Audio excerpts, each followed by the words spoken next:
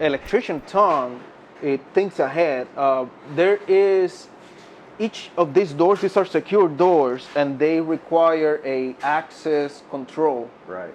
Now, what differentiates an electrician that's new from somebody that has experience is that they provide access to it before they install door and they mark it.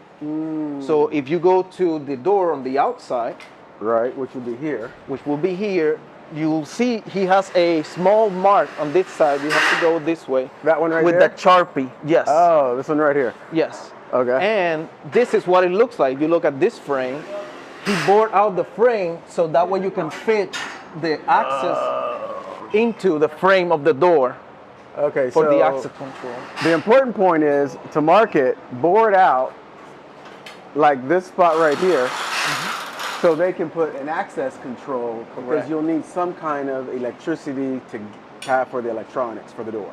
Correct. MattBeth.